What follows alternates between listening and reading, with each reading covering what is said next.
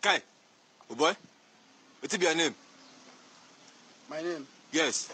My name now Ufufwe and yet Hey, shut up your mouth. I know they follow you play for ya. Hear me? Or I'll go sand your mouth. What's your name? My name now Ufufwe and yet Ubemubim or Sas. You serious? And my name I call for you now. That thing now your name. And my name. Who give you that kind of name? And my papa give me. Where you from? I'm from Edo State. Edo State. Your papa give you that kind of name. Now the language be that. Now name. What's in be your own name? Our papa name now Ufufwe and yet Ubemweka Hegbede Henderu Ubumwebwe. Jesus is Lord. Hey, what? And my papa name I call for you now. Your man name unko? Our name.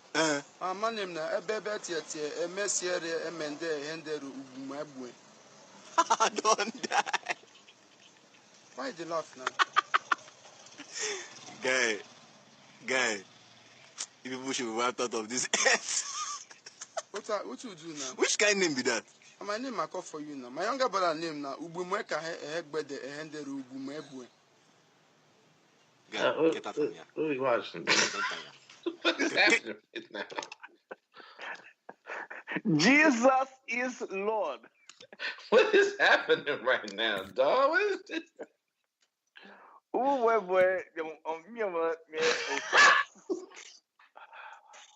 This is my name I call for you. Get away with it, this bullshit. Hey, what? Hey, where we pull this from, dog? What? This come from the interweb. Okay. And I'm supposed to follow up after this? Yeah. Right? Yeah, that's the whole point. Hey. My name is I'm waiting. Oh, okay, so we're not gonna do it then. You're not gonna do the intro, I guess. Oh, we can do it, dog. I don't. intro. I don't know what's happening right now, dog. This is the Did that throw you off? When I was hot above South Africa, I listened to the Nicaraguan podcast, I-70 Connect. Oh shit! The I-70 Connect coming. I-70 Connect. And my name is Whoop. What's my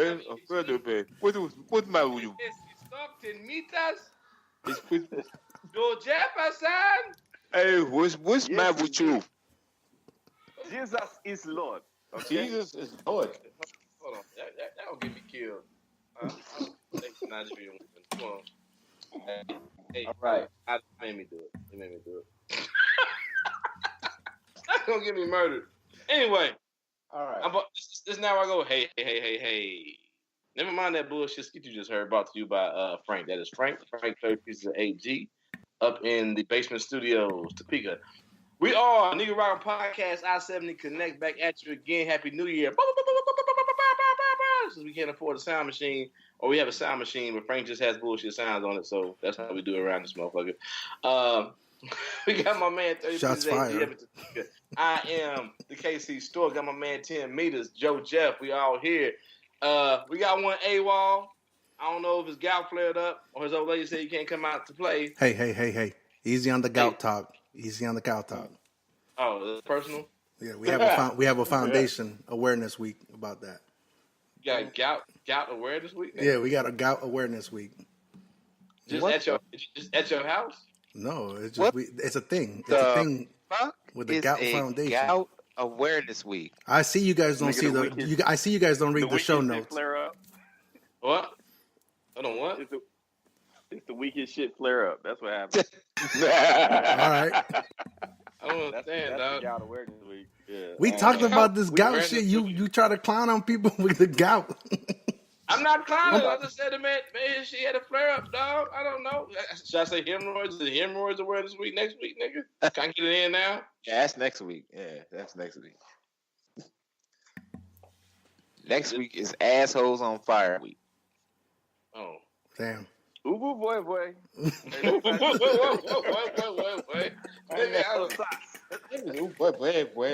Oh, man. Oh, you niggas, stop. God damn it. 2019, we back, man. Took a short breather, took a little break off. So everybody can rest up, be relaxed. Frank was so relaxed, he didn't type up no notes for the show, so we're gonna wing it. I'm joking. But yeah, man. So we're gonna check in real quick. So what's going on, Frank? How you doing, man? I'm sorry. 30 pieces of AG. How you doing, my man? No, you're right. You were better with Frank. So new year, new me, right? So I went ahead and I didn't want to. I changed my username. Got a hold of it on Twitter and on Instagram. So now I no longer go by 30 pieces of AG or silver. It's just 30 PSS. So that's it. Other than that, it was a good year. How's everybody's week? Or how was the 1 week off unintentionally for you all? How did that go about? Let's start with you, Tim. Just how was your week, man? My week was okay, man. I just did a lot of self-reflection and realized that, I got some problems, man. I got some issues. Some issues. One issue is that I can't find a decent woman. That's one of which, and I don't know if they're at church or the library, but I got to stop looking at the strip clubs. So basically, that's where I was trying to look for.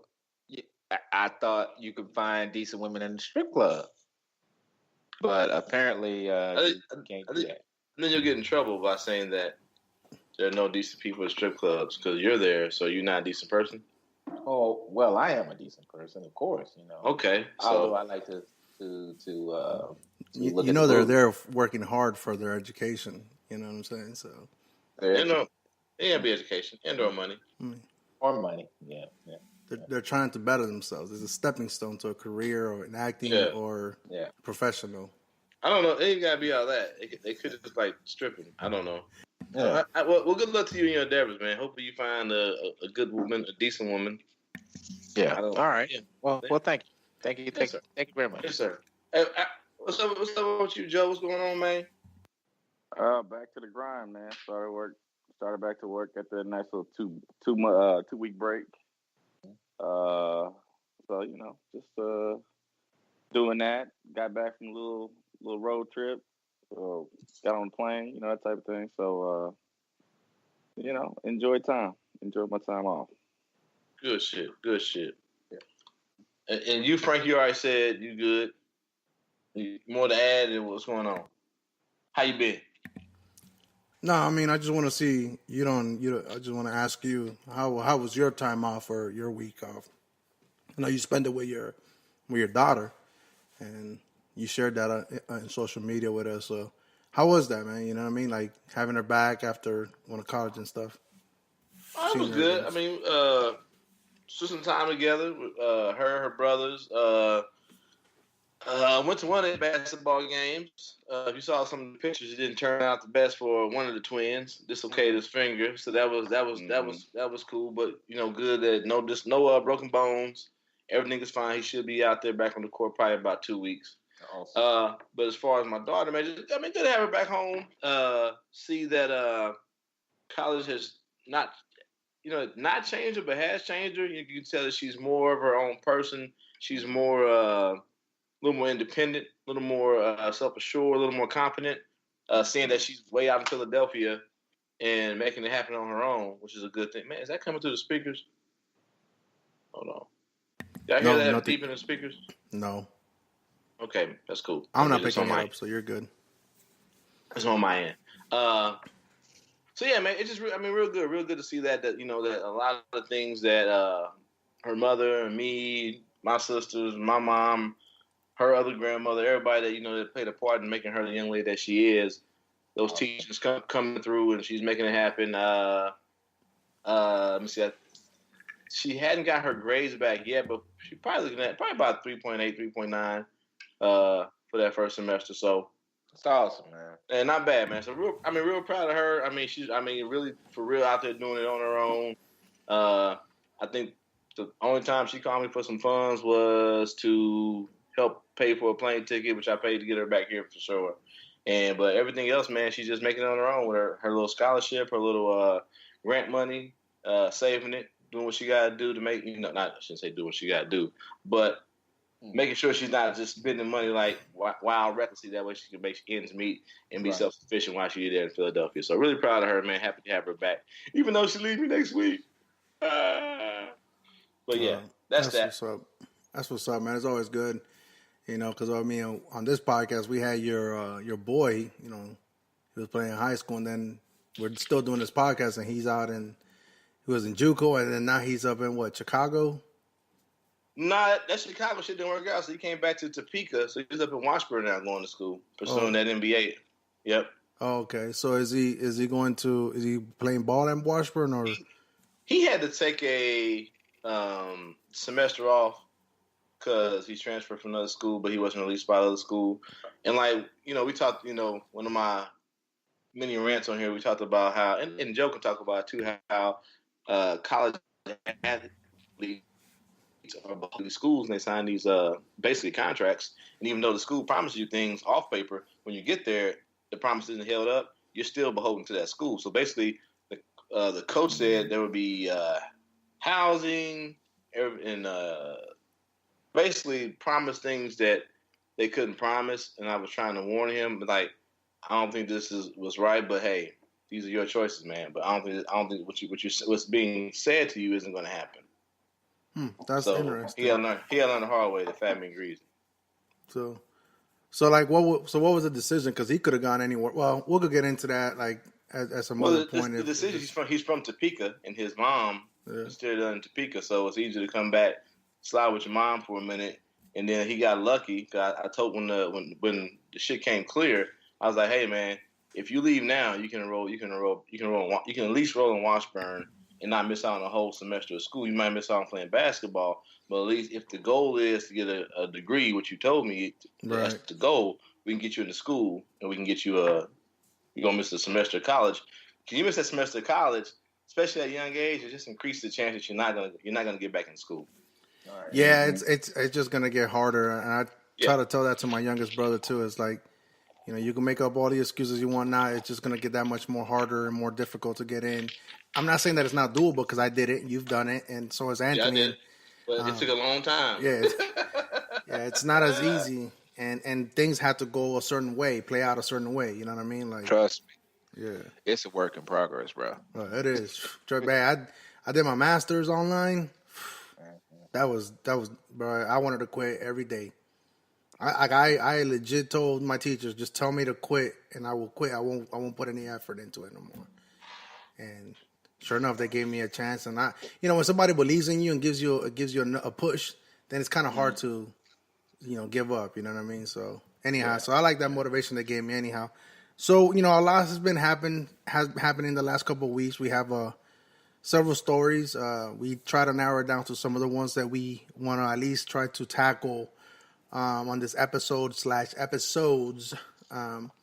So one of the topics, the first topic that unless anybody else have anything to add over the holiday season or anything like that they want to share. I'm good. Stories. Happy New Year, man. Happy New Year to everybody. Cool. Joe? Play ball. Let's get it. Let's get it. All right. And so we're going to get into the first topic. And that being said, we're going to play one of my favorite clips. No, not my favorite clip, but one of my favorite shows and a clip from it that is relevant today as it was back then in 2005. If it plays. Hey.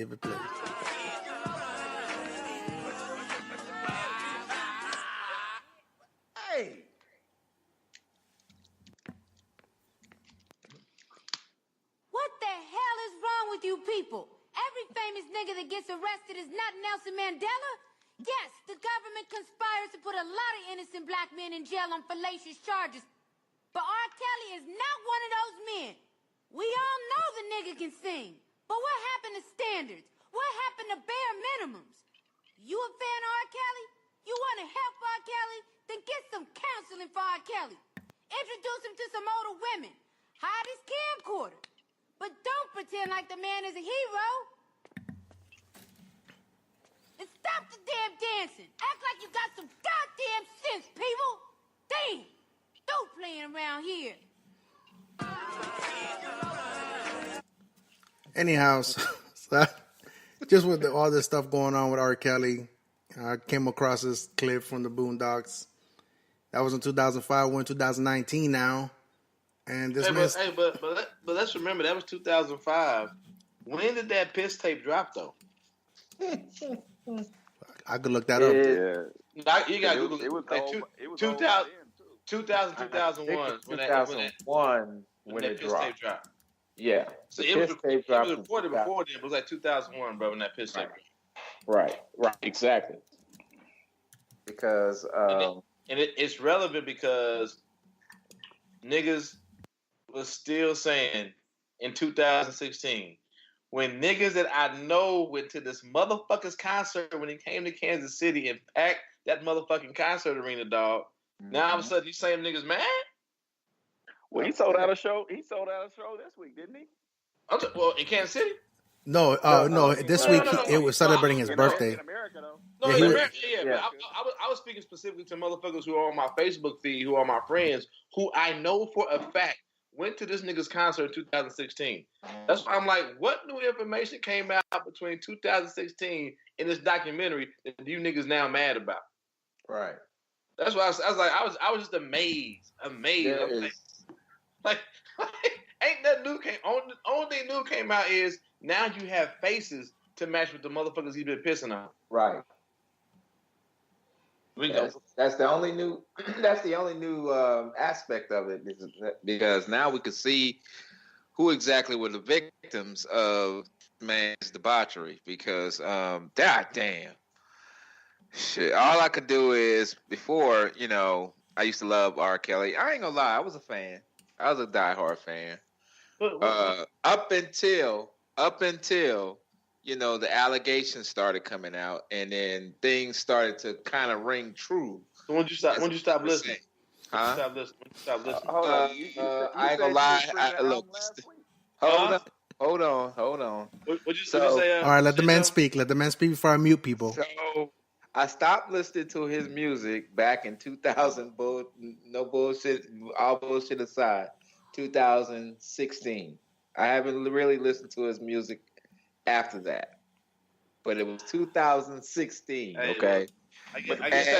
Let me tell you, it was denial. It was motherfucking denial, because I was like, I'm hearing the rumors. I'm thinking these are rumors, but goddamn, there's too many rumors that sound the same.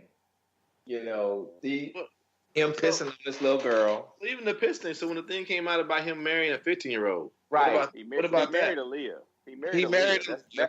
That was the 14-year. I think she was 14 at the time when she married. 15. She was 15. 14. Okay.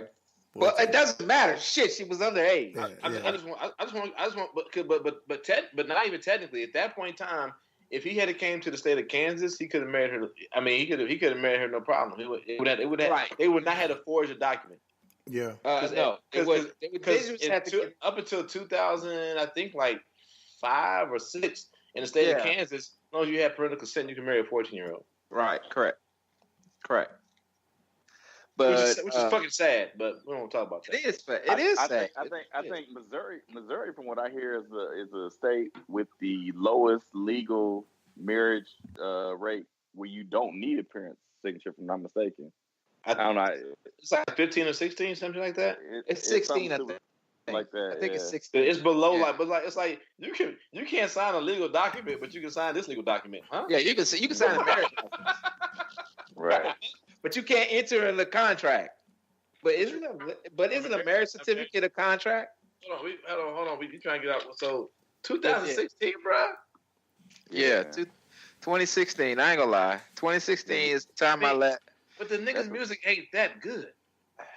It's not that great. To me, it's not that great. And on top of that, like when I hear women say how good of a singer he is, I'm like, the nigga. I mean, it's catchy. The beats are catchy. And I think that's what it is. And you know what? So you don't like I Believe I Can Fly?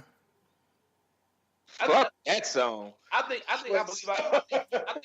Believe I Can Fly is like, it's like it sounds inspirational. Right, dude, that is fucking predatorial. And all this shit like that though. But once again, I have never thought that R. Kelly was a great singer. I thought that So you're talking about like on a personal level, like you were just saying. Not like, a great he was singer. not a great singer. Okay. But I have a list of singers that I think they aren't great singers, but they have good lyrics. Raphael Sadiq, not a great singer, good lyrics, great with the instruments, great with shit like that. Who's somebody? I agree. Fucking Carl Thomas, not a great singer, but has good lyrics and good beats. Yeah, he has a couple good joints too. Yeah. Yeah, his first album still a penny dropper, dog, but he's not a great singer. I wish I never met a nigga. Woo, niggas still get tears. Yeah, who going through divorce still might cry at that motherfucker, dog. But here's the thing, though, Stork. R. Kelly is probably not a good vocalist. I would say, but he was a pretty decent at best producer. He produced the likes of music for countless people. Like he produced some stuff for what Marcus Houston. So he put his he had definitely Sparkle. Ronald Isley, all that shit like that. They had Mr. Big and all that shit. He brought that nigga back into prominence. All that shit. Yeah, I get that. Yeah. So he made a huge contribution to the R&B world and music world too. Is that what you're saying? No, I'm talking about Anthony. Yeah, and I get that too. But then when you start equating his lyrics, the things that he was singing about with his allegations and shit, then it makes your stomach cringe, man. I mean, it makes you cringe at the shit he was saying. We always know he's been singing to young women, young girls from the get-go. Nothing about his music is adult. Right. I understand that. I understand that wholeheartedly. I mean, outside of dealing with an adult topic, i.e., fucking whatever, being promiscuous, whatever, but dealing with it in a very high school way. But yes, right, and I agree with that. And even in his moniker, the Pied Piper of R&B. God damn. Like when I saw that shit though, but even when you saw that shit, that niggas still fuck with it. Yeah, and see, which I don't understand. Come on now. I mean, what fucking person has to be that damn blind to know that this motherfucker? Hold on. What I'm saying, but you go ahead. Go ahead, Joe. Joe has something to say. What nigga has to be this blind 15 years after the fact when you were still bumping R. Kelly CDs? Listen, Joe. Listen, Joe. Listen, Joe. Okay, yeah, that is I ain't gonna lie, that is the pot called the Kettle Black. Listen, when he dropped what was it, Black Panties? I think that was the name of the album. I had to take a listen to it. I had to take a good, because see, the thing is, I'm into music. I'm into all types of music and everything like that. And when he dropped that sounded pretty good to me. Not so much the lyrics, but then the beats and the production of the music. But hold on, no. But what I'm saying is why? But I'm gonna say is why even go listen? Yeah. That's where I'm at with it. It's like you shouldn't. I don't like. And I was. It was a thing to fuck with ADA because we were watching because like we said we're gonna sit down and watch this shit over Skype, right? So I was like, okay. Nigga, I literally cut some holes in some socks and wrapped them around my head like I was the Pied Piper, and I had and this is like since 2001 or 2. This is the last time a nigga has ever played in R. Kelly. This is when I when the piss tape came out. Then when I searched R. Kelly, dog, I did not know this nigga still had that many albums post 2000 like fucking 12 or 14, nigga. I'm like, how? Yeah, how? He had a big release with Jay-Z too. So Jay-Z's been real quiet lately. Two of them. Two of them. Two albums with Jay-Z. Yeah. Unfinished Business. Dog, how can niggas fuck with that nigga after that not guilty shit, dog? Me, Kelly. Yeah, because he it was basically laughing at niggas, dog. Because 2002 is when 2002 Best of Both Worlds dropped, and 2004 Unfinished Business dropped. Right. And Stork, I agree with you, man. Yeah, I wholeheartedly agree with that part. That's how this motherfucker is still producing. Dog, Trap in the Closet came out. Money. after these fucking allegations. Because people say, "Let me go listen to this song." It's denial. It's fucking denial, dog. I love you, Pip, but you part of the you were part of the problem. I was. I'm reformed. I know you're reformed. I'm saying, but you asking how, and I'm like, well, because niggas say I need to go listen to this song. Hold on, Anthony. I gotta ask you this question, and everybody else kind of be quiet for a little bit and let the men speak, and don't interrupt them neither. Anthony, are you reformed because you feel the pressure of the stork and our professor, our in-house professor, giving you the pressure? No. Or are you genuinely like, yo, I see all this stuff and I came to the final conclusion, even though it's a little late, but I finally came to it. Okay. Let me put it to you this way, and I think y'all could appreciate this. When the allegations, this is kind of like getting off the subject slightly, but it's kind of relevant. So when all the allegations of Bill Cosby came out, that's when I said, oh, you know what? I hate this motherfucker. For doing all the shit he did to women, all the shit that Bill Cosby did to all the women and all that stuff and all his allegations. I'm like, Bill Cosby is trash. But you immediately stopped fucking with Bill when you heard that. My bad. Yeah, when I heard all these allegations and everything like that, I stopped fucking with Bill. Now, on the R. Kelly tip, yeah, I did hear about the allegations, but I treated them as rumors, okay? Up until and after the piss tape came out and after, all of these women coming forward. Wait. Y'all gonna make me use this mute button, dog. Wait. Hit the mute button, man. How did you treat the Aaliyah shit as a rumor? That shit was confirmed like a motherfucker, man. So here's he married a teenager in public knowledge, nigga. How you treat this shit as a rumor? I treat it as a rumor because I wasn't sure, man.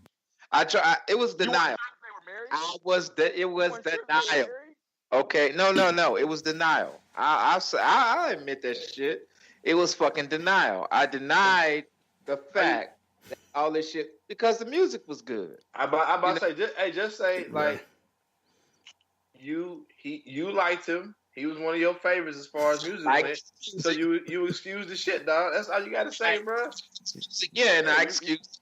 I blocked that shit out my mind up until so you could dance. You was swept up by the Pied Piper, man. By the Pied Piper, dog. Hey, the mass work, nigga. Now I know somebody celebrating their birthday tonight. Yeah. What are you? Oh, man.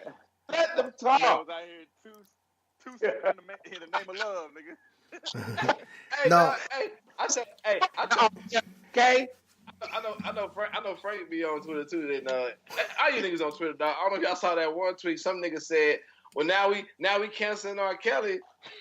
what we supposed to electric slide to?" And somebody replied, "The electric slide, nigga," and moved on. Like, nigga, what are you talking about? What we supposed to electric slide to, nigga? The actual electric slide song? Yeah, try that one.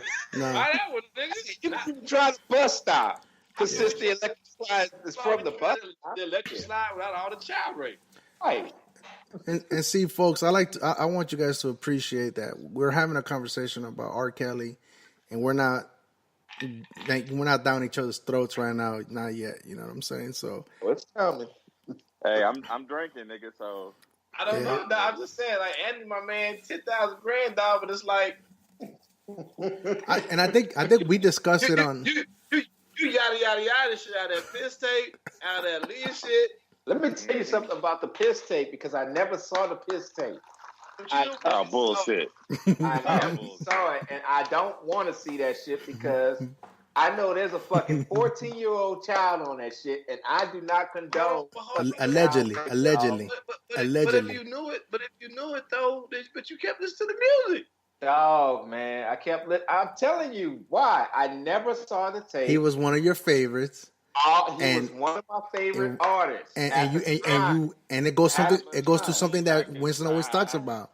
It's the reference like, hey, when I saw all of the allegations that Joe's I think drinking. about it every night. Come on, Joe. But when I wanna piss on a child anyway. I did not I want to believe Y'all I can niggas gonna buy my fly. shit. I believe I can Y'all don't touch give the a fuck about black sky women. every night and day. Y'all don't care about no black women. Ha, ha. Y'all don't care about no black women. Ha, ha. But the black women still captured by this motherfucker. Yeah. It don't matter though, dog.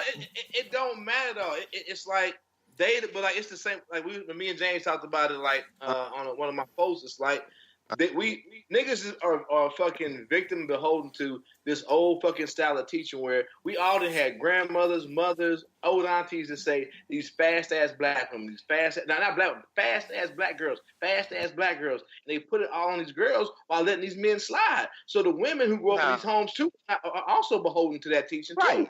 I understand that too. Yeah, and I wholeheartedly agree with that. Dog. It's a sickness.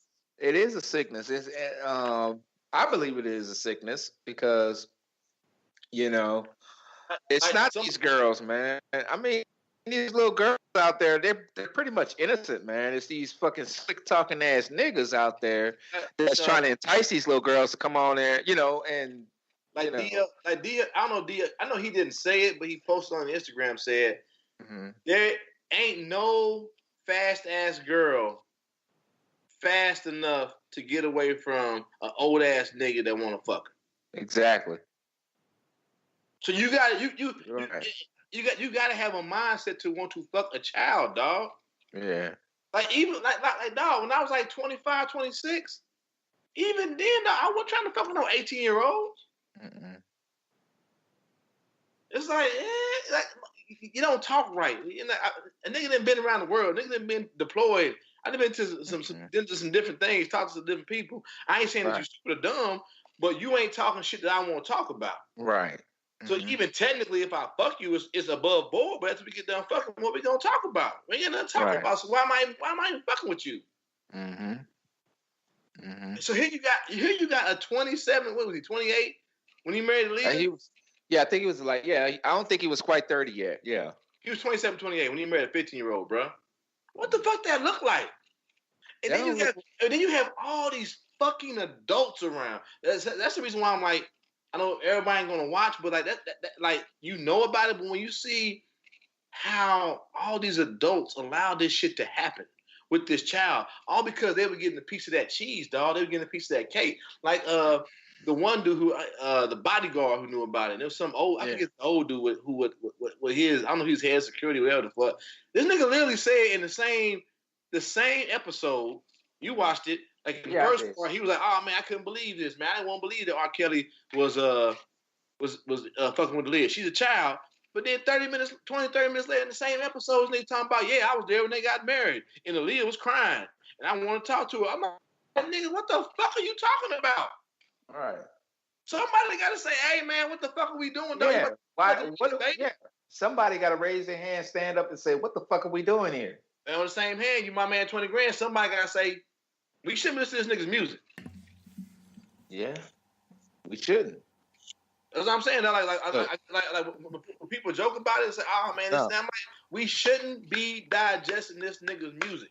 No, but Spotify on a certain level, you're enabling this type of behavior, not just to him, but other motherfuckers. He ain't the only nigga trying to fuck teenagers because they easy prey.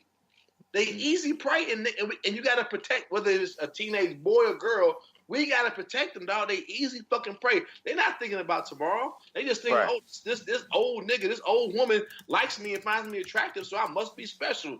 When they don't fuck about them. Go ahead, I'm my bad. Even better. Even to put I wouldn't say better, but even to put more of a spin on them. You got this old nigga who is famous. This old nigga that's famous, that makes money, that's into the business, and I want to get into the business. He can get me there. But now and that's what this nigga was doing. But now that's being used against them. Now you have Right. fucking adults saying, "Well, these young girls, those girls knew what they were doing. They wanted to get into the business. They wanted to do R. Kelly." And it's like, even if that's true, why didn't the adult R. Kelly or the other adults who are around R. Kelly who knew he had this fucking sickness that he had, why didn't somebody say, "Yeah, you ain't that good, and all he want to do is fuck you"? Right. Very simply, dog. Very simply. And let's not forget, like, if you watch it, Sparkle, like, them first couple episodes, I hated her. Of course, I hated R. Kelly, but I hated her the most, dog, because she had all that access, all that knowledge of R. Kelly, what he was. She even told the story, dog, of, I don't know if you watched it. You watched it. She told the story of when she was at his house, right, watching the game or some shit. Yeah, and some game and shit. Yeah, and she was hearing this knock coming from somewhere. And she's like, "Hey, where's that knock coming from?" And at first, R. Kelly ignored it. Yeah. And then she heard the knock again. And she was like, hey, you gonna, what's that knock? He's like, "Oh, that's my wife. That's the what's her name? Whatever, Miss Kelly. I don't know her first name. But the woman he had all children. Andrea Kelly. The woman he had all children with. Like, "Oh, that's my wife." His wife had to ask permission to come out of whatever room or dungeon she was in to get a fucking sandwich, dog. Let me tell you something, dog. I love Frank, dog. Like, if Frank my nigga, dog. If Frank was like, "I'm in trouble, you need to come and kill somebody to get me out of trouble," I'm coming.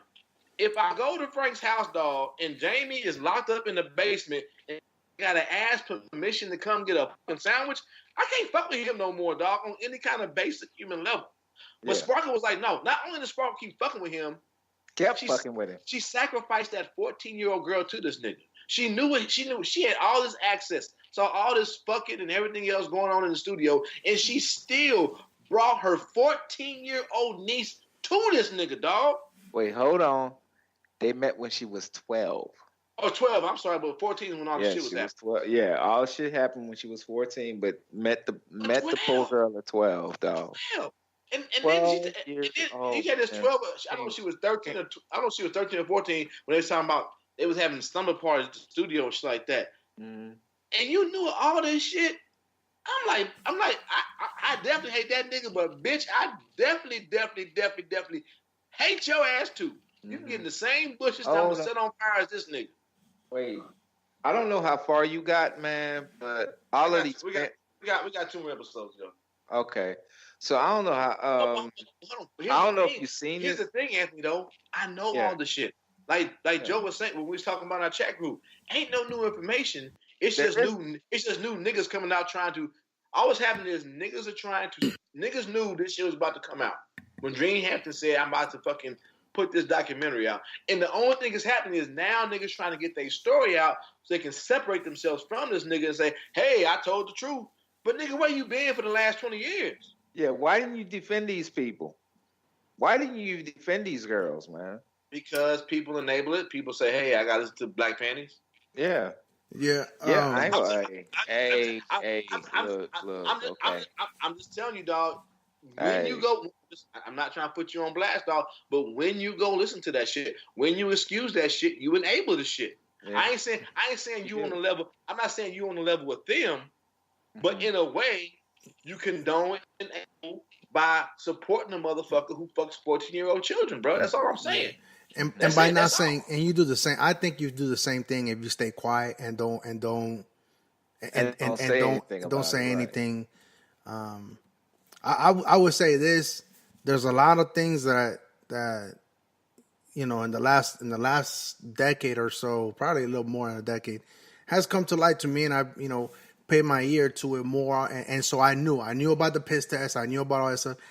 I don't really bump any R. Kelly songs. I don't really recall like the last time. I don't know exactly when was the last time I played an R. Kelly song, but it's been a while. I would have to say maybe when that Jay-Z first album dropped, maybe I was on that for a little bit. Because again, it was Jay-Z's just the hot, the Jay-Z and his album in 2002. The Best of Both Worlds. Yeah, like I might have been bumping some of that club shit, the club bangers, but you're right. I didn't really have it. I didn't have that his allegations because even in 2002, I should have been aware of the Aaliyah incident. I should have been aware of like all the other allegations. Even at the bare minimum, it was suspect. You know what I mean? He was a suspect type nigga. So, I mean, I don't really fuck with him. I know you guys joke about Drake and them, and Drake is on that watch list right now. You know what I'm saying? Right. And so many other artists too, not just but never musicians. forget though, not just that concert we talked about on the show last year. This nigga sending the motherfucking text messages to that girl from Stranger Things, bro. Yeah, we talked about that, and I didn't know about that until Drake I think. Oh God, she's number 15. You talking about 11? The 11, yes, yeah. nigga. Like nigga, 15 years old, dog. What grown nigga? I wish one of my daughter's friends, and she's in college, nigga, would hit me up talking about some relationship advice. I'd be like, you get the fuck off my phone. Yeah. But hold on. Don't they have what? James posted something about he's 31 and he like literally dating an 18-year-old right now, ain't he? He was dating was it not Quincy Jones? Who was it? It was some famous producer's daughter or granddaughter or some shit like that, dog. Yeah. It's an 18-year-old chick, but he was like, I don't want to say fucking with her, like fucking her, but definitely some grooming type shit going on before she turned 18. Right. I'm saying to you that he's 31. The nigga suspect. That's just suspect. The nigga suspect. Look, but that goes back to me though. Like as a 30-year-old dog, I have nothing to do with an 18-year-old except for my daughter. If I got to pick her friends up to take them somewhere while she's in town from college, dog. That is it. That is all. Right. Yeah. Like nigga, like I'm a medical professional, bro. I get weird when we gotta do procedures on young girls. Yeah. If it could be helped, I'd rather have the female nurses and technicians come in there and strip them down, put all the patches and shit on them. If it can be helped, but if it can't be helped, I'll do it. But like, we ain't got but one female. So. Talk about when we was at KU. Like, we were at KU. Okay. We get Angie, Keita, all them coming in. Hey man, you're 18 years old. Come here and help her out, man. That way she ain't gotta feel weird and I ain't gotta feel weird. Exactly. I feel you. And I get it. It's like it ain't no big deal to do it, but it's like but it's like as a father of an 18-year-old, I'm like, yeah, you know what? Let's get some women in here so she won't feel nervous. She already about to get. She's already having the procedure, right? So let's help her feel better. But anyway, Joe, what you saying, dog? 31 to 18, nigga. What the fuck we doing? Yeah. Drake. Why are we texting a 14-year-old on top of that?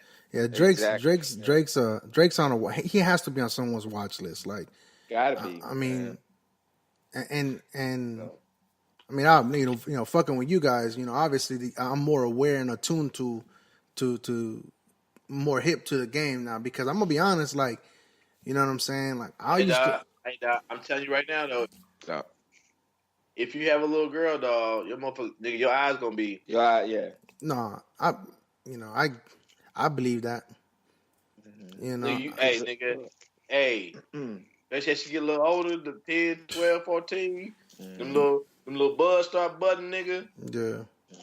You get little young girl hips on them, nigga. You start seeing these old ass niggas look at your baby girl some kind of way. I done been places, dog, where I just like, what the fuck you looking at, dog?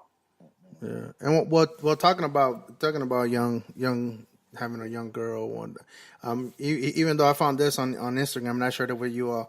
Even regardless of whether you believe or not, don't believe what's happening in this docuseries or whatever place you're in, here we have his own daughter breaking silence and condemning her dad and basically saying that while she was abused or maybe not physically but like mentally and verbally, there was things that happened in her household to her mom. You know what I'm saying? So the pattern was already there. And you mentioned it earlier, and I'm not giving anybody an out or anything by this, but you mentioned it earlier, like the sickness. I don't know if you meant that like as a pun or as an adjective or whatnot, but I was listening to another podcast and straight up, this guy does have a sickness. It is a disease that he has. But also, I mean, I'm not making excuses for him, but it can't. We start talking about like when we talk about abuse, cycle of abuse, and all shit like that. It can't be like just pushed aside that he also was sexually abused. Right. Yeah, I think the So docuseries starts with that. I think.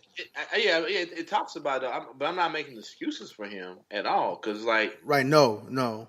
yeah, And what I'm saying is like that. Just a small bit of self disclosure here. I was sexually abused as a child. I didn't grow up with fucking kids. no. I get that. No, I understand that. No, But no, no, but I'm saying though, it's like, but it can't be erased that in our homes, in our especially black communities, dog.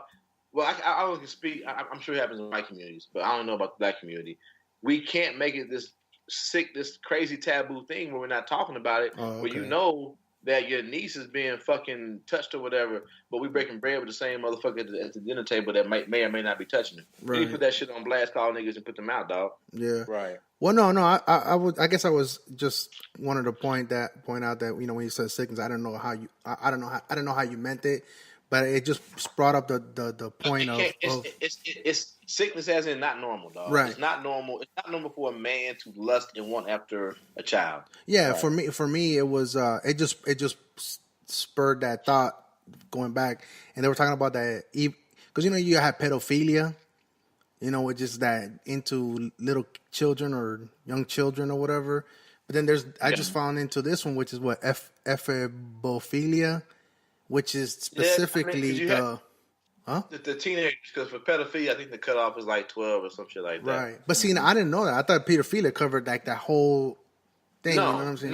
No, because what we were talking about earlier, you start getting into consent laws, right?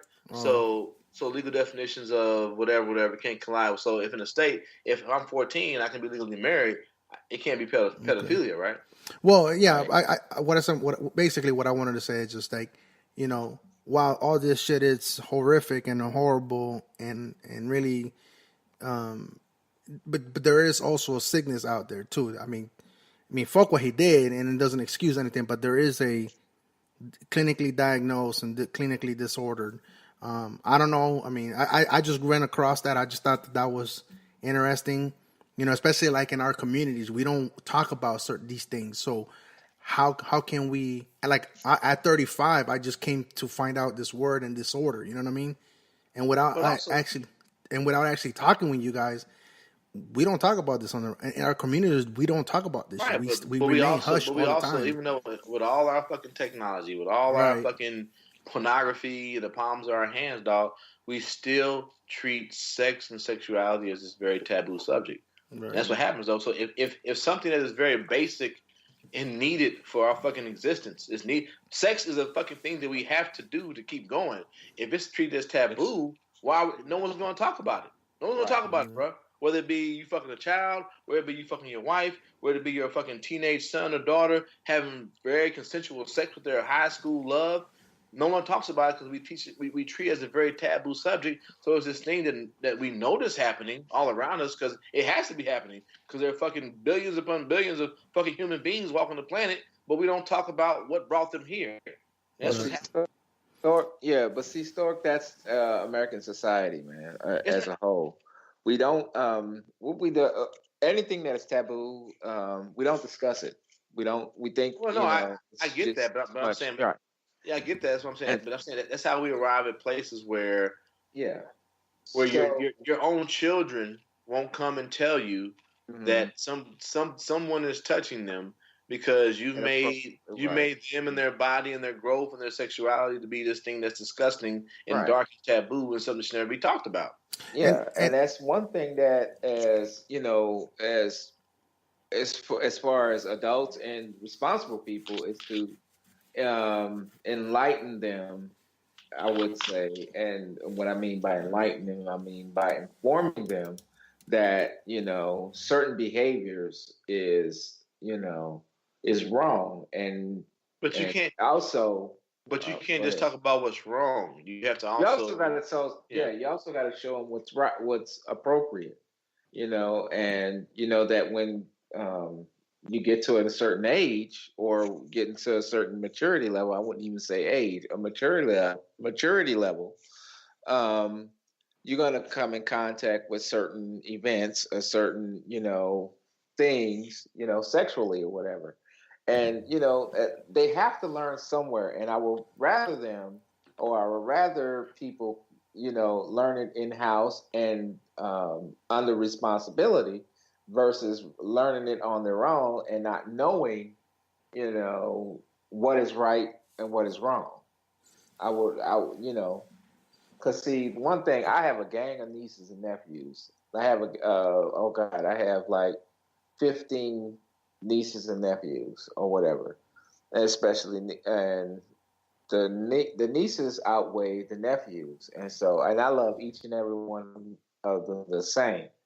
And if anything come to harm of them, I'm like there. I'm within the family. I'm like kind of like the bulldog of the family.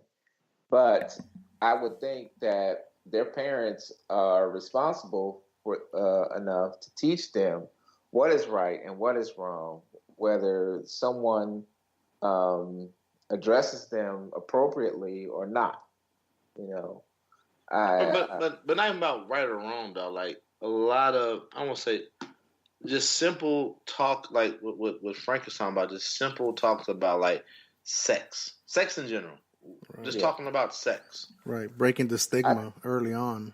Now, not talking about right or wrong, because what happens? Because like, as you mature, as we all mature, we all have our kinks, our whatever we're into, whatever we don't want to. In between two consenting adults, there is no real right or wrong when it comes to sex, right? So when you sex as black, that's where you kind of get in trouble with, right? So just instead of just talking about just sex and letting children know that your child or your teenagers know that it's okay to come to me and talk about these feelings you're having, we're more or less saying that we're just shutting it all down. We're just hoping that our children, we're hoping and praying that our children never have sex until they meet that one person that makes them feel special and they get married, even though none of us on here did that. Right. Yeah, and I'm glad I'm glad that.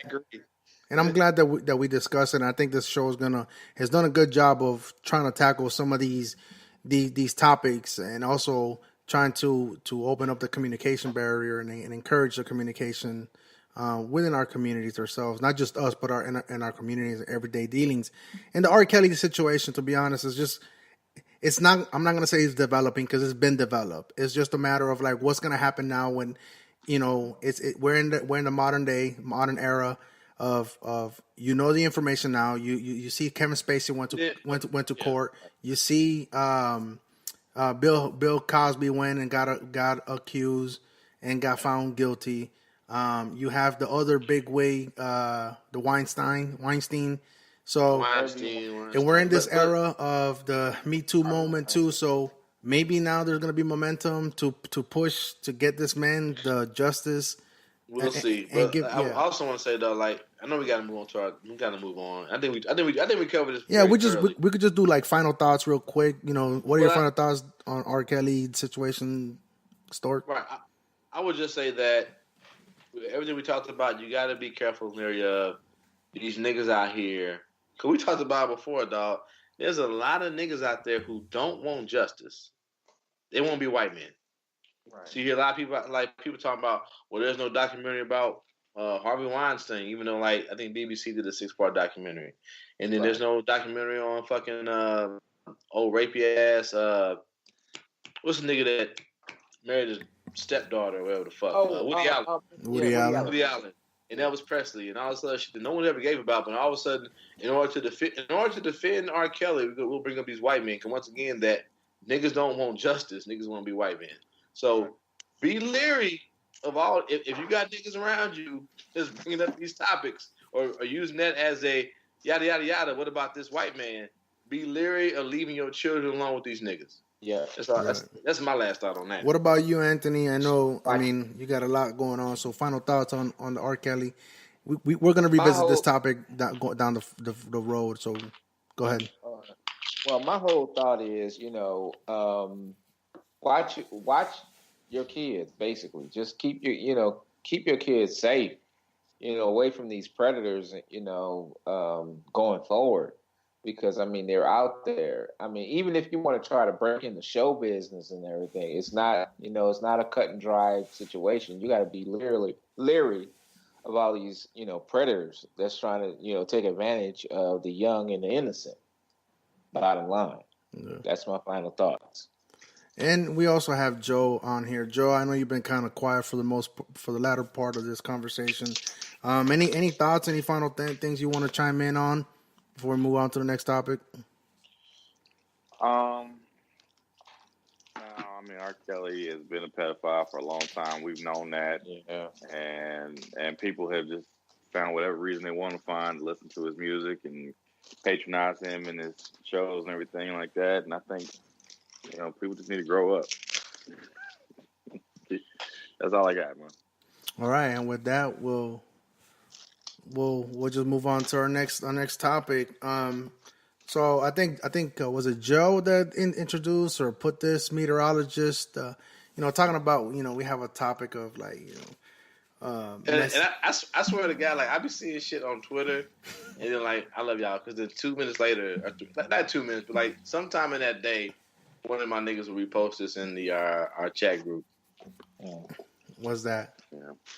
Like anything like this shit here. I saw it on Twitter, and I think like literally like 30 minutes or an hour later, either Joe or James posted shit in our chat group. And so I think Joe, is this the one that you posted about the meteorologist? Yeah. So I was watching. I was on Facebook, and I think he was on Don Lemon, and basically Don Lemon had kind of given him a pass. Basically, what had happened was he was doing a broadcast for, I guess, the local news. He's a meteorologist in New York somewhere, and he had a slip of the tongue. And so, as journalists, everybody kind of understood, hey, he had a slip of the tongue, but there was kind of questions like, have you heard this before? Have you said this before? And so, basically, I was like, okay, well, what did he say? Because they were kind of talking around the point, but they didn't really get to what he said. Mm-hmm. And so I was like, all right, well, let me go see if I can find another clip that gives me explicitly what was said. So I'm gonna let you go ahead and play it because you can. I think if you listen to the clip, you can kind of hear what he said. But okay, I'm gonna play the clip now. Says this was his worst nightmare. It was an honest flub that he says he mixed words during his forecast by simply talking too fast. Well, now he's fighting back against those who say otherwise. It's a nice day when you... A typical day at the office, gone terribly, terribly wrong. It's the way it looked out at Martin Luther King Jr. Park. Jeremy Capel, the chief meteorologist at NBC affiliate WHEC in Rochester, New York, was trying to pronounce the name of Dr. Martin Luther King Jr. when he seemed to utter a racial slur that has historically been used towards black people. Clear, calm, and cooling. Capel says he stumbled in speaking quickly, combining King and Junior, and didn't realize what that sounded like to some. Two words mashed together incorrectly. What I said was not even a word, it was a sound. And people, I believe, read into that. Nobody addressed the slip-up on air when it happened Friday. But after outrage grew online over the weekend, late Sunday, the station fired Capel. Meteorologist Jeremy Capel is no longer with News 10 NBC. Rochester Mayor Lovely Warren saying station management only took action after the station was shamed into doing so by a backlash on social media. Capel and his wife Lisa released an apology on Facebook. But there was no malice. For him to be called a racist, it's just, it makes me very sad. I was sickened. We teach our children the message of loving others. And while critics online are calling Capel's mistake both racist and willful, he's also receiving a wave of support. All right, that's enough. I mean, okay. we don't need to talk about it. Rewind it back, dog. I want to hear it again, dog. I want to hear it again, dog. Not the whole thing. Martin Luther King. I got to turn it up, bro. Hold on, Andy. Hold on. Let me hear it, dog. Oh, it's a nice day when you... A typical day at the office, gone terribly, terribly wrong. It's the way it looked out at Martin Luther King Jr. Park. Jeremy Capel, the chief meteorologist at NBC affiliate WHEC. All right. Let Joe speak. Go ahead, Joe. I mean, you heard it. Hey, this is the first nominee. I'm nominating this as the we ain't shit. The we ain't shit moment right here, though. Because we all laugh. We all laugh. No, Because we all laugh. No, this don't count. This don't count. This is not trash. This ain't it. This is a racist getting his motherfucking just due, nigga. Yeah. Well, no, I'm talking about what he said. I'm not talking about what happened to him. Let me say this then. Go ahead. Let me say this about it though. Go ahead. So, Martin Luther King's daughter came out on the subject, and she backed up the meteorologist, saying that it was a flub. You know what I'm saying? So there was no malice of forethought. There was no intention of doing that.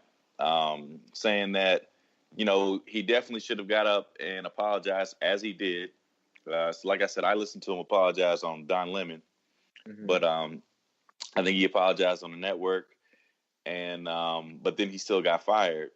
So I mean, I put it this way. I mean, we live in a society which is kind of scary, because if you make any mistake, whether that be intentional or unintentional, you definitely stand to lose your job. So I mean, I think it's a difficult situation. I put it this way: I don't think this is the same thing as the issue we had last Martin Luther King holiday.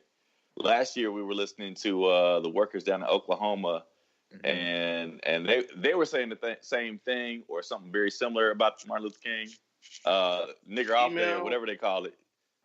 Did they email it too? I don't know. I'm trying to remember, but it's not the same. It's not the same thing. I feel like this dude basically just had a bad day at work. And I would like to think that it was an accident, but I mean, you never know. But at the same time, I don't think it was. Where's that coon come from, though? Well, if you do say it fast and you're not really thinking about the contents that you're saying it, I can kind of see. Hold on. Well, my man said he mixed up Junior. He mixed up King. Junior and King. Yeah. So June and Coon rhyme. So if you're trying to say Junior and that sound rhymes, and the King and the Coon have the same kind of alliteration. That's a lot of explanation. Hey, that's a lot. It is preaching. That's a lot. It is ball right there, though, nigga. That's a lot of Lucy ball, nigga. That is preaching. That is ugly. It's ugly. I don't have a reason not to believe him. Yeah. I don't think it was intentional. I don't think it was intentional either. But go ahead, Winston. Your turn. It sounded like he was. I'm hearing what they're saying now, and given the fact that because if he had been had previous incidents or especially with social media, nigga would have been on there wild, blatant, all that shit would have Black Twitter CSI would have been, all them receipts would have been on deck already. Right. So it's not. And here's the other thing about that. So as I was listening to Lemon and they talked about it, basically nobody that was there even caught it. Like he didn't even know he said it. The other anchors didn't really catch it. The sound men didn't really catch it. It really didn't come out until after the fact. People have been listening to it over the weekend. Right. And was calling for his head, wanted blood. Right. So I'm gonna go ahead and trust him and say, hey, I can get why they wanted blood, but I can also see how it was a genuine mistake also. But 2019 is we're not letting people get away with it. Huh? We're not letting people get away with it in 2019, right? But intentional shit, no. But Joe brings up a thing like a hot five starter podcast. Shout out, talks about not so much him. He's an older man. But I know Joe, Frank, you, me, all having young children. I got teenagers. Y'all have teenagers very soon here to come. And just in this social media age, where no one gets forgiven. They were talking about that. They've been talking about that over the last 3 weeks, how we all, I didn't say homophobic shit. I didn't say fag. I didn't say bitch. I didn't say pussy liquor, cunt, hoe, slut. I didn't fucking look at women who didn't Oh, you fuck more than one nigga? Oh, you a hoe. You know what I'm saying? Mm-hmm. If that shit, if Twitter was out back then, if niggas had iPhones with the quick snappy Snapchat chat back then, we couldn't do this podcast. Mm-mm. You know what I'm saying? And but we have all been able to grow and learn from our mistakes. So the language we were using, the things we were saying, how we viewed women, other niggas was wrong, and as now the new word is problematic. Blah blah blah. I hate that word. Yeah. But now, like Joe was saying, no one's allowed to have a mistake now. Well, yeah, we talked about that on a couple episodes back, and I made it to the point that it's like, I mean, at what point, because we're talking about me, I can't, should the stuff that I say on this podcast, should it be you? It's different because you're an adult. Well, isn't this person an adult? Huh? I'm saying it's just kind of that's why we're talking about you coming out saying something. It's not a Freudian slip of the tongue, which he did. You can't equate the two. You as 30-year-old Frank coming on this podcast and talking right now should not be viewed the same as my 14-year-old son on Snapchat saying something crazy. It's not equal. It's not the same. Right, but that's what I'm saying though. I think that was my argument of it is if my employer uses whatever I put out for public consumption, I feel like that's not, for me personally, I don't feel like that's going to be. That's different. That's different. I mean, and I don't know if Joe or Anthony may not agree, but that's different than what I'm talking about. Because if I use the word like nigga or some shit like that, somebody. Right. But you're an adult male who already recognizes that it will be viewed as you not looking at you. You would not be viewed as African American. So an employer who might be a white male might say this is not a good thing.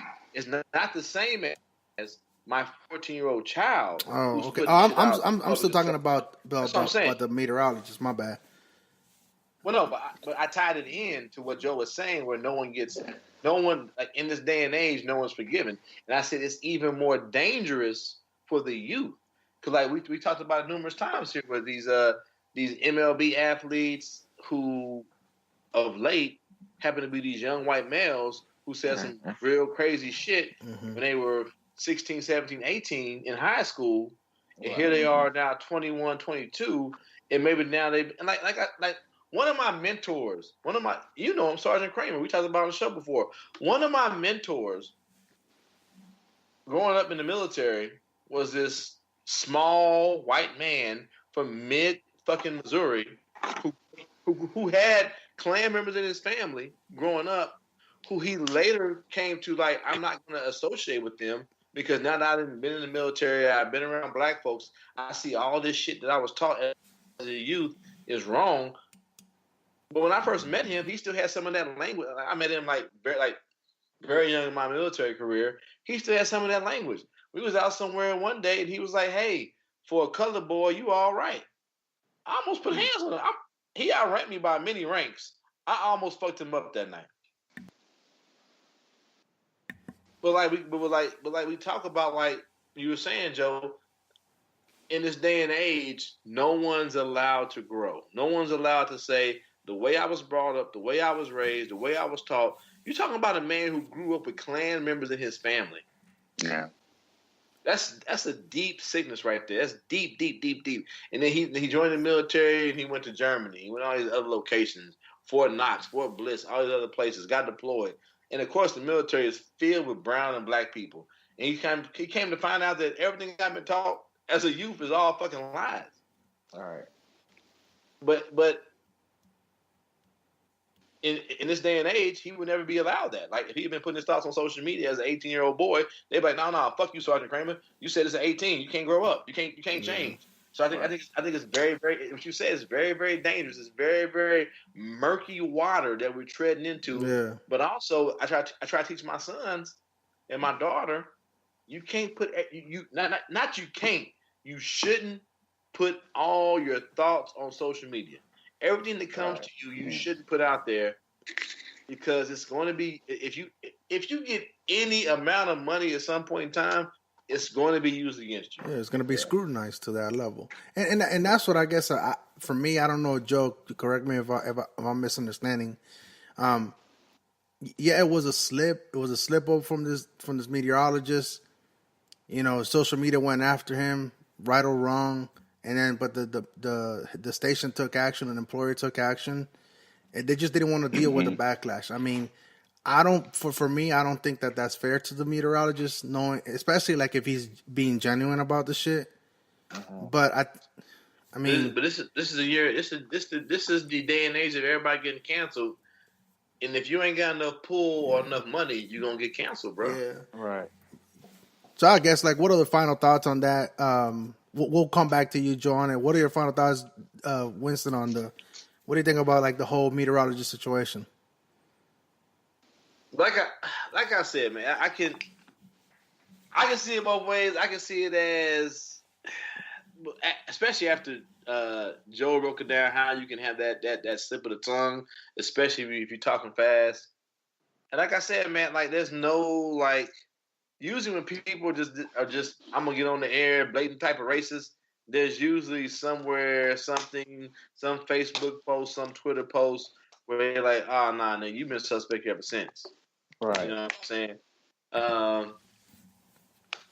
mean, like I said, and if it's a genuine mistake, genuine slip of the tongue, I'm talking too fast, I mixed up whatever King and whatever Junior and just blew right through it and didn't realize it. I feel sad for him. You know what I'm saying? Because of course, his family, you know, like, because like me being a meteorologist in a network, you're bringing home a decent check to your family, man. So that's fucked up.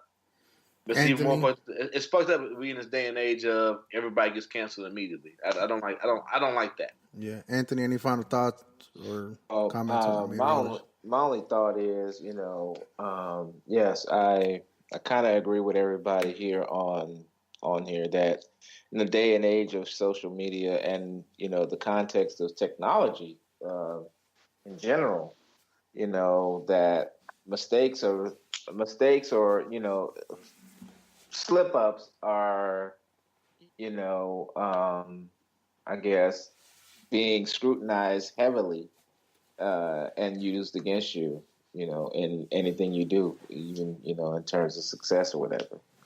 So, you know, that's the only take I get from this story here. Cool. Joe, any final thoughts or comments on the meteorologists or anything that related to it? I don't know. It's we're living in some scary times. Dark times, my nigga. Dark times. Yeah, man. Yeah. So I mean, what's unfortunate is the story this time last year was definitely brought on by real malice. We've had several comments that have been encouraged by our president and people who are supporters of our president that have had real malice to the point where, you know, people are super sensitive to it, and there is no room for error in this day and age. You have to be so precise in your thought, and so people who talk for a living, you get caught slipping, I mean, you run that risk. And so, I mean, just even like 10, 15 years ago, you know, if he'd have made that mistake, it probably would have been echoed throughout social media. It was, you know what I'm saying? He probably could have said it on the air, but it probably would have just dissipated as he moved on to the next sentence. And nobody would have even thought about it, you know what I'm saying? But the fact that we can record these things and play it back and run it back, you know, Roger didn't hear it, right? So he wanted to hear it a second time. You know what I'm saying? We can do that in this day and age. Almost instantaneously, actually. Yeah, you know what I'm saying? So we have way more like, again, this is a situation where we have spent way more time talking about it than it took for him in that moment to make that slip. And so we can dissect it, you know, 5 ways from Sunday. Right. But he just, you know, like I said, he didn't even realize he had said anything until days after the fact, until it was a problem. You know what I'm saying? So it's I don't know. I don't know. I would like to be at the point where we could confront the real racists. You know what I'm saying? If he has some, like you said, some Freudian things that have been tucked into the back of his mind because he heard somebody tell a joke 20 years ago and that was the punchline. Yeah, and he may have even giggled at that stuff, but it ain't a part of his forethought, but it may be a part of his metacognition in the back of his mind or something like that. Mm-hmm. And something just slipped to the surface. That is something where, okay, hey, maybe that's something that needs to be addressed and maybe some talking, some counseling, that type of thing. But to jump straight to dismissal, man, I mean that's a dangerous precedent that we set. Mm-hmm. And I could agree with that with you on Joe. My bad, I didn't mean to cut you off. That was fine. No, I mean I guess I'll put my 2 cents in. I agree with you on that. I think I agree with most of you. I mean I see it more as a slip up, especially the more we dissect it, the more we break it down, the more we review it. I could see it as an honest slip up. But some of you guys have mentioned that you could tell that it was a slip up. He didn't realize he said it until a couple days later or whatever, and he went back and addressed it. He nipped it in the butt when he did it. When he caught it, right? Right. But in this one, I think what I'm saying, just listening to it twice, and I'd have to go back and listen to it again a third time on my own. He stopped himself short of after he said the word. It's kind of like, and he had that slow pause, like, oh shit, what did I just do? You know what I'm saying? I could clearly hear that in that little pause after he said the word coon. I could see it. I mean, he was professional. He kept it professional, kept it moving, kept it going. You know what I'm saying? But I felt like on the second time that we heard it, he paused. It almost kind of like he realized what he had just said, and he kept it professional, kept it moving. Now to say that, I guess this was live on the air. I don't know that he recognized what he said. He recognized that he didn't say king. So I don't know if that's the same thing. I don't know. I don't know if recognizing that you said coon. Well, I think he said the word coon. I don't know if is the same as recognizing that what you meant to say was king and you didn't say king. Okay. He said it sounded like a noise. It wasn't even a word. It was a noise. That noise was coon. You know what I'm saying? Right. But I'm not even sure he recognized precisely what he said until days after the fact. Okay. Right. Yeah, I mean, no, it's that thing. It's that thing where you say something, like you're at work, you say something, and you realize, like you pause. I don't think I said the right thing, but I don't know what I said, and you pause. I don't think he thought he said coon, but he knew, like. But he didn't say king correctly. Yeah, I knew I didn't say Martin Luther King Jr. I would say this. I would say we're not going to agree on that, but I would say this. I don't think there was any ill will or malintent behind it. Even if he just said the word coon. You know what I mean? Because we're using the word coon. Yeah. You know what I'm saying? So I guess that's where I was trying to say it. It's like so I'll say that. And then the other thing too is, Joe, I mean, I agree with you on it. It's a scary precedent and it's a slippery slope. We almost have to really. I know we put this stuff out for public consumption, but for people to judge me based on a snippet of an entire conversation and just say, oh yeah, you used the N word or you call somebody a faggot and this and that. You had you know what I'm saying, and if for me to use that against me and firing me when I didn't mean it the way it was supposed to be meant, you know what I mean? But that's scary. I mean, it is scary though. That's different though, bro. It's. I guess I don't. How is it different? Like if I say something out here, I don't know what my employer would say. I don't know what they would use. You know what I mean? It's different to have you get tongue tied than to have a thought that you put out there that's not fully thought out. That's two different things, right? Bro. But me explaining it that I wasn't a tongue tied, just like this gentleman did, he still got fired. His employer chose to fire him. You know what I mean? I get he still got fired, but at the same, but at the same point in time, though, what I was saying earlier, though, it's like if you're out here putting your thoughts as an adult, you're still going to be beholden to that, right?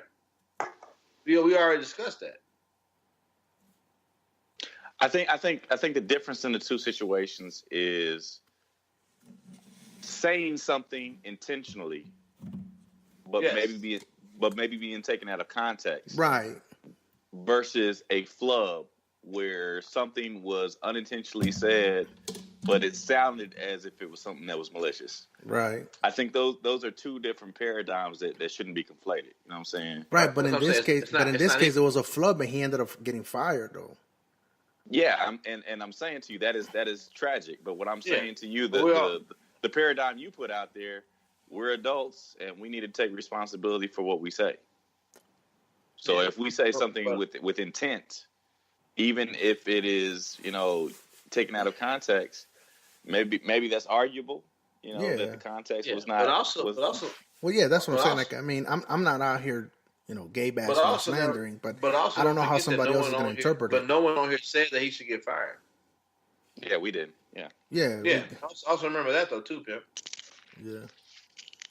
Now, if let's say the caveat is he's on some podcast somewhere, and he's saying Martin Luther, the Coon Jr. Everybody says he should get fired, right? Right. Yep. Most definitely. It's totally different. It's totally different. All right. It's totally different. But yeah, but we already, like last year we talked about this when James was on here. We talked about the fact that if we're going to put something out that's for public consumption, that you have to be ready to defend what you say to any employer, to anybody who says I don't agree with what you're saying. We've already talked about that, right? Mm-hmm. No, yeah, we talked about that. I still don't think that it's because somebody could take whatever I say and misinterpret it. It may not necessarily be my employer. It may be somebody. It's just for example, like I talk about. I mentioned the black female at my job. Like, can you defend the fact that all of a sudden you're a Kansas City Chiefs fan? Yeah, but I'm saying like if I defend it though, but like I'm still at the mercy of my employer.